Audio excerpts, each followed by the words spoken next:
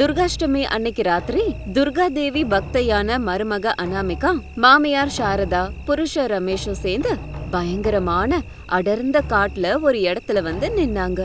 கொஞ்சம் தூரத்துல இருந்து அவங்களுக்கு நாய் கத்துற சத்தம் கேட்டுச்சு. சாரதாக்கும் ரமேஷுக்கும் பயம் வந்துச்சு. அனாமிகா மட்டும் துர்கா மாதான்னு சொல்லி அவ தினமும் பூஜை பண்ற துர்கையம்மனை வேண்டிக்கிட்டு இருந்தா. ஏ அனாமிகா, கடைசியா கேக்குறேன், வீட்ல நான் சொல்றபடி இருப்பியா? அத்தை, நான் பிறந்ததுல இருந்தே அந்த துர்கா அம்மாவோட பக்தை. அவங்கள பூஜை பண்ணிக்கிட்டு அவங்கள மனசுல நினைச்சுக்கிட்டு அவங்கள நினைச்சிட்டே இருக்கிறது தான் எனக்கு வரும். இப்ப நீங்க அந்த அம்மாக்கு பூஜை செய்யாத, அவங்கள மனசால நினைக்காத, துர்கா மாதாங்கிற ஒரு அம்மன் இருக்கிறதையே மறந்துருன்னு என்கிட்ட சொன்னா எப்படி? என்னால அதெல்லாம் முடியாது அத்தை, என்னால அந்த அம்மாவை மறக்க முடியாது அப்படின்னு அனாமிகா சொன்னதும் ரமேஷுக்கு கோவம் வந்துருச்சு. ஆவேசத்தோட அனாமிகாவோட கண்ணத்திலே அரைஞ்சான். கை அச்சு அப்படியே பதிஞ்சுது. எவ்வளவு திமிரு உனக்கு! எதிர் பேச்சு பேசாம எங்க அம்மா பேச்சை கேட்டுக்கிட்டு இந்த வீட்டுல இருக்கிறேன்னா உனக்கு இந்த வீட்டுல இடம் இருக்கு. அப்படி இல்ல இந்த காட்டுலயே இருந்து 10 தலை ராட்சசன் கிட்ட மாட்டி சாக வேண்டியதுதான். நான் அந்த துர்கா மாதாவை வேண்ட வரைக்கும் எந்த 10 தலை ராட்சசனும் என்ன ஒன்னும் பண்ணவே முடியாதுங்க. தம்பி ரமேஷா, நம்ம என்ன சொன்னாலும் இவ கேட்க மாட்டா. நம்ம இவளை இங்கயே இந்த பயங்கரமான காட்டுல விட்டுட்டு போனா அந்த 10 தலை ராட்சசனே கொன்னுடுவான். இன்னும் ஏமா நம்ம இங்க நிக்கிறோம்? அப்ப வாங்க நம்ம வீட்டுக்கே போயிடலாம் அப்படின்னு சொல்லி ரமேஷ் சாரதாவை கூட்டிட்டு போயிட்டான். கொஞ்ச தூரம் போயிட்டு ஒரு மரத்துக்கு பின்னாடி நின்னுக்கிட்டு அனாமிகாவை பாத்துட்டு இருந்தாங்க.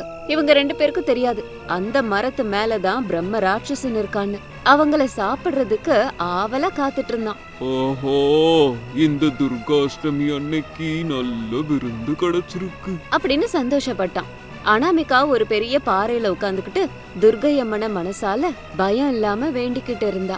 மரத்து பின்னாடி ஒளிஞ்சிட்டு அனாமிகாவை பாத்துட்டு இருந்த ரமேஷ், அம்மா நம்ம ஏன் இங்க நின்னுக்கிட்டு இருக்கோம், வாங்க வீட்டுக்கு போலாம் வாங்க. அது இல்லடா, அந்த 10 தலை ராட்சசன் மருமகளை எப்படி சாப்பிட போறான்னு பாக்க ஆவலா இருக்கு. அம்மா, இந்த காலத்துலயுமா? இந்த காலத்துல 10 தலை ராட்சசன்லாம் இருக்கானா? ஏதோ அவளை பயமுறுத்துறதுக்காக அவ கையால துர்கா மாதா பூஜையை நிறுத்தணும், அவ அந்த எண்ணத்தை கைவிடணும்னு சொல்லி நம்ம இப்படி 10 தலை ராட்சசன் அப்படி இப்படின்னு கதை விட்டோம். இந்த காலத்துல நிஜமாவே ராட்சசன்லாம் இருக்கானா சொல்லு? நான் படிச்சிருக்கேன்டா. இன்னும் இந்த பூமியில ராட்சசன் பேய் பிசாசெல்லாம் இருக்கு. எனக்கு அதுல நம்பிக்கை இருக்கு.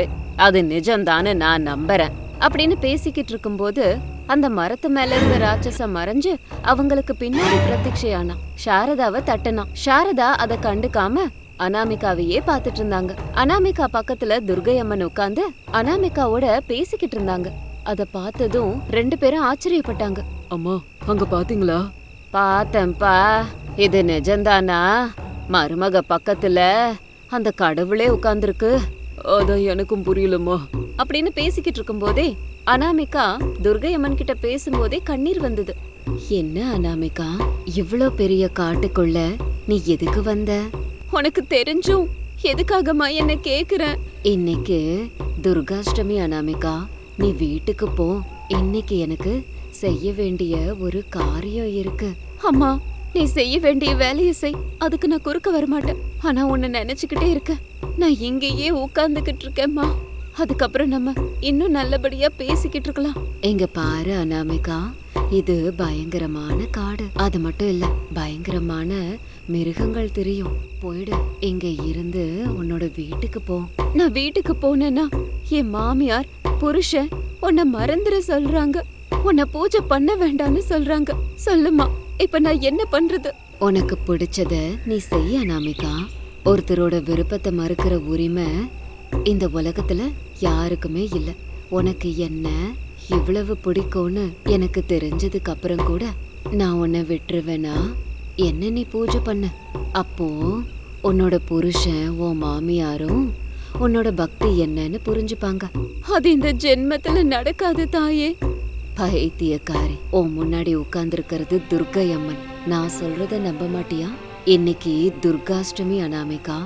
இந்த அவதாரத்துல நான் என்ன பண்ணுவேங்கிறது உன்னோட சேர்ந்து எல்லாருக்கும் தெரியும்.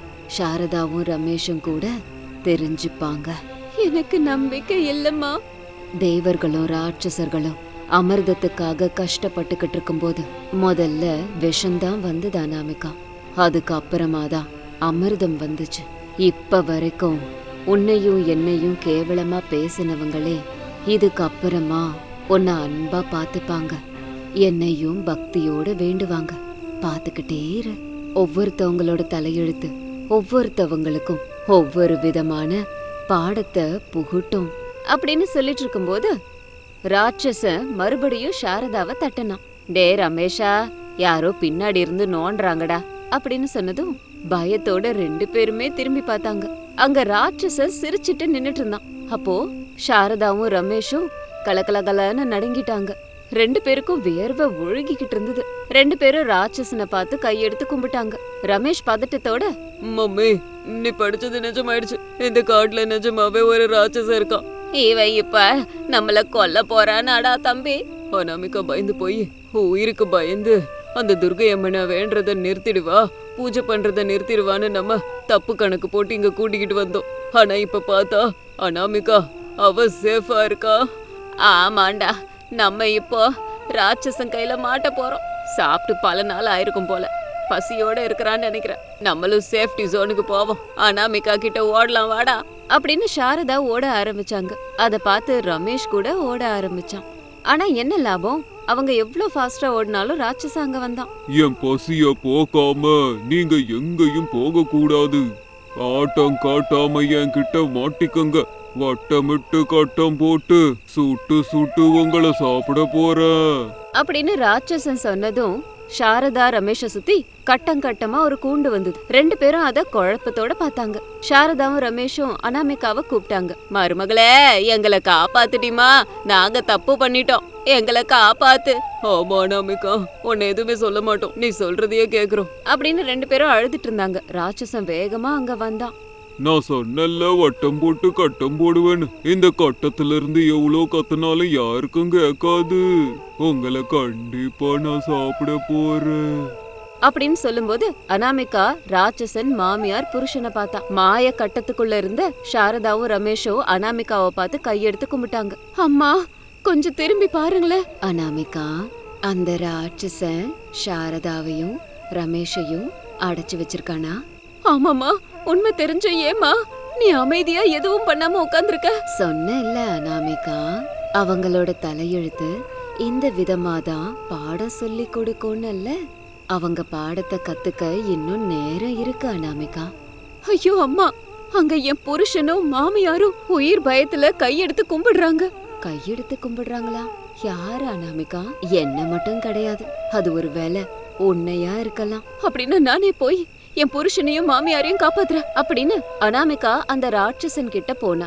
இதோ பாரு, நீ அந்த துர்கை அம்மனோட பக்தை, அதனால உன்னை ஒன்னும் பண்ண மாட்டேன். எனக்கு கோபத்தை வரவழைக்காம தயவு செஞ்சு போயிடு. என்னோட சாப்பாடு அவங்கதான்.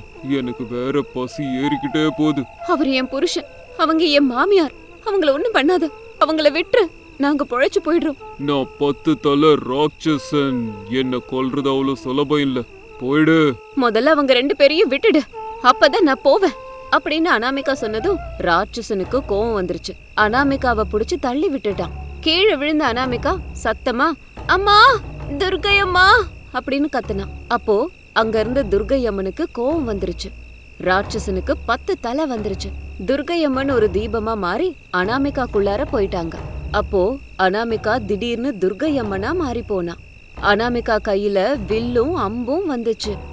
அவங்கள விட்டுடு, இல்லன்னா என் கையால கச்சிதமா உன்னை கொன்னுடுவேன். என் உயிரை பறிக்கிறது அவ்வளவு சுலபம் இல்ல தாயே. எனக்கு 10 தலை இருக்கு. எந்த தலையில என் உயிர் இருக்குன்றது தெரிஞ்சுக்க ரொம்ப கஷ்டம். எனக்கே சவால் விடுறியா? இப்ப பாரு அப்படின்னு அம்ப உயர்த்தி ஒரு நெருப்பு அம்ப விட்டா. அப்போ அந்த நெருப்பு அம்பு போய் ராட்சசனை எரிச்சுது.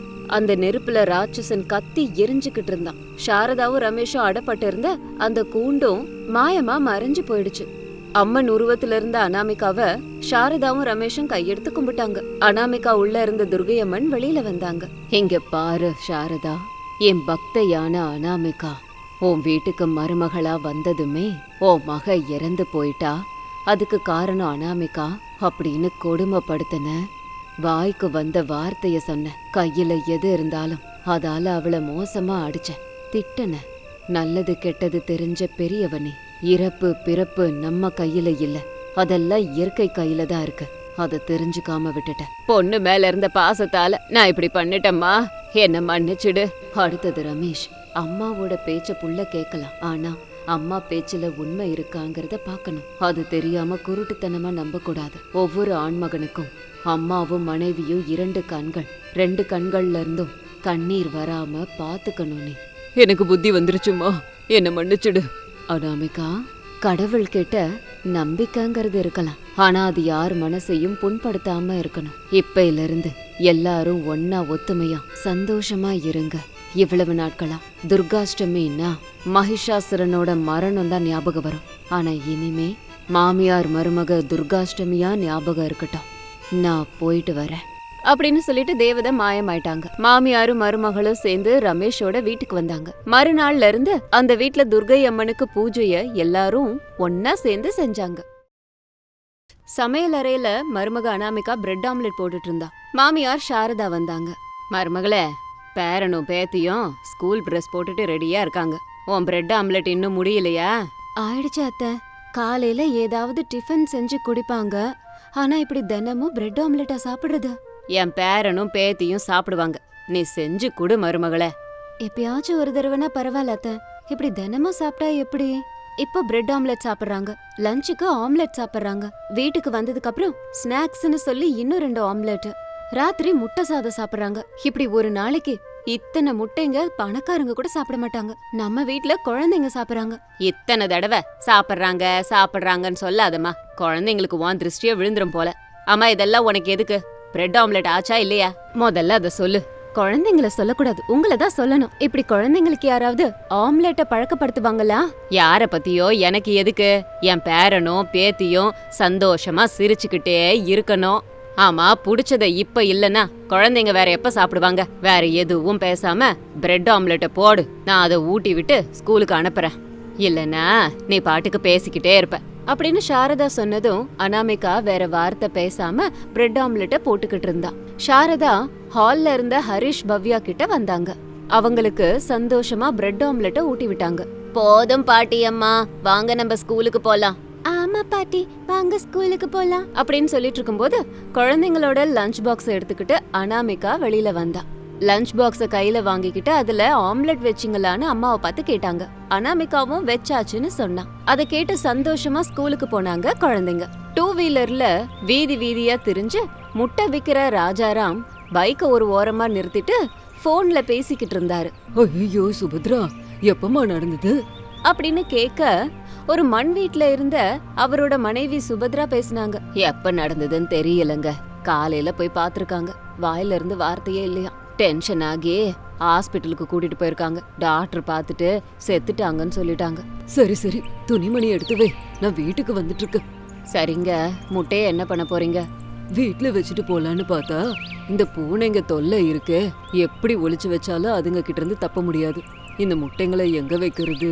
எத்தனை வருஷமா முட்டை வியாபாரம் பண்றீங்க, நல்லா தெரிஞ்ச சிக்கன் கடைக்காரன் மளிகை கடைக்காரன் எவனையாவது தெரியுதா? விஷயத்த சொல்லி யார்கிட்டயாவது கொடுங்க, 2 நாள்ல மறுபடியும் வாங்கிக்கலாம்.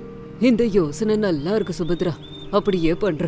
நீ ஸ்கூலுக்கு போய் பொண்ணை கூட்டிக்கிட்டு வா, அதுக்குள்ள நான் யார்கிட்டயாச்சும் பேசி முட்டைங்களை கொடுத்துட்டு வந்துடுறேன். 3 பேரும் சேர்ந்து கிளம்புவோம் அப்படின்னு சொல்லிட்டு ராஜா போனை வச்சுட்டாரு. யார்கிட்ட தன்னோட முட்டைகளை கொடுத்துட்டு போலான்னு யோசனை பண்ணாரு. அப்ப அவருக்கு வியாபாரம் ஆரம்பிச்ச காலத்துல இருந்து தன்கிட்ட முட்டை வாங்கிக்கிட்டு இருக்க சாரதா ஞாபகம் வந்தது. சாரதாவ அக்கான்னு அன்போட கூப்பிடுவாரு. யாருக்கிட்டயோ எதுக்கு, என் சாரதா அக்கா இருக்காங்களே அவங்க கிட்ட கொடுத்துட்டு வருவோம் அப்படின்னு நினைச்சு வழக்கம் போல அன்னைக்கு கூட அனாமிகா வீட்டுக்கு வந்தான். வாசல்ல உட்காந்துக்கிட்டு பிரசாத் பேப்பர் படிச்சுக்கிட்டு இருந்தாரு. மாமா, அக்கா இருக்காங்களா? இருப்பா முட்டை வியாபாரி, கூப்பிடுற இரு. எவன் அவனுக்கோ நான் மாமா. அம்மா சாரதா, உன் கோழி முட்டை தம்பி வந்திருக்கான் அப்படின்னு சொன்னதும் சாரதா எக்ஸ்ட்ரேவை எடுத்துக்கிட்டு வெளியில வந்தாங்க. சாரதாக்கா, நல்லா இருக்கீங்களா? நல்லா இருக்கேன்டா தம்பி, ஒரு டசன் முட்டைய கொடுப்பா. அக்கா, 1 டசன் இல்ல 2 டசன் எடுத்துக்கோங்க, கூடவே எனக்கு நீங்க ஒரு உதவியும் பண்ணணும் அப்படின்னு ராஜா சொன்னதும் நடுவுல பிரசாத் எந்திரிச்சு வந்து, பணம் மட்டும் கேட்காதப்பா தம்பி, பணம் இல்லைங்கய்யா. வேற என்ன தம்பி உனக்கு உதவி வேணும்? அக்கா, 1/2 மணி நேரத்துக்கு முன்னாடி ஒரு ஃபோன் வந்துச்சு, சொந்தக்காரங்க இறந்துட்டாங்க. குடும்பத்தோட நாங்க போறோம், 2 நாள்ல வந்துருவோம். அதெல்லாம் சரிடா தம்பி, இப்ப இதை எதுக்கு என்கிட்ட சொல்ற? என்ன உதவி அப்படின்னு சாரதா சொன்னதும் பிரசாத் வந்து சொன்னாரு. இன்னும் உனக்கு புரியலையா சாரதா? இந்த ராஜா அவன் முட்டைகளை நம்ம கிட்ட வச்சுக்க சொல்லி கேக்குறான். 2 நாள்ல வந்து எடுத்துக்கிறானாமா. ஆமாக்கா, மாமா சொல்றதுதான். இந்த விஷயத்த சொல்றதுக்கு உதவி உத்தமோன்னு என்னென்னமோ பேசிக்கிட்டு இருக்கியப்பா. முட்டைய கொண்டு போய் வீட்டுல வச்சுட்டு போப்பா. எனக்கு தேவையான முட்டைங்களை நான் அப்புறமா எடுத்துக்கிறேன். சரிங்க அக்கா, எடுத்துக்கோங்க அப்படின்னு சொல்லி ராஜா தன்னோட கோழி முட்டைகளை சாரதா வீட்டுல வச்சான். அனாமிகா அதை பார்த்து, இதை மட்டும் குழந்தைங்க பார்த்தாங்கன்னா அவ்வளோதான் விஷயம், அவங்க கண்ணுக்கு தெரியாம வச்சுக்கணும் அப்படின்னு நினைச்சா. ராஜா வெளியில வந்து சாரதாக்கும் பிரசாதுக்கும் நன்றி சொல்லிட்டு கிளம்பி போனான். அன்னைக்கு ராத்திரி ஆரம்பிச்ச மழை 2-3 நாள் ஆகியும் நிக்காம பெஞ்சுது. அதனால ரமேஷால செக்யூரிட்டி வேலைக்கு போக முடியாம வீட்லயே இருந்தான். அனாமிகா கிட்ட சோகமா, அனாமிகா, 2-3 நாளா மழை பெஞ்சுக்கிட்டே இருக்கு, என்னால வேலைக்கு போக முடியல. வந்த சம்பாத்தியத்துல ஒரு 300 ரூபாய் குறையுதுமா. பரவாயில்லங்க, நான் எப்படியாவது சமாளிச்சுக்கிறேன், நீங்க கவலைப்படாதீங்க. 1 மாசம் 3 நாளுங்கிறதுனால நீ எப்படியோ பொறுத்துக்கிற. ஆனா என்னங்க ஆனா? இது மழைக்காலம் அனாமிகா. எப்ப மழை பெய்யும், எப்ப நிக்கும், வெள்ளம் எப்ப வரும்னு யாருக்குமே தெரியாது. மழை பெஞ்சாலே செக்யூரிட்டிக்கு வேலை இருக்காது. வேலை செய்யலனா பணம் வராது. பணம் வரலனா கடன்காரன் தொல்லை ஜாஸ்தி ஆயிடும். இல்லனா எல்லாரும் ஒரு வேளை சாப்பிடுறத நிறுத்தணும். அந்த மாதிரி ஒரு நிலைமை வந்தா நானும் அத்தையும் ஒரு வேளை சாப்பிடுறத நிறுத்திக்கிறோம். நீங்க கவலைப்படாதீங்க, தைரியமா இருங்க.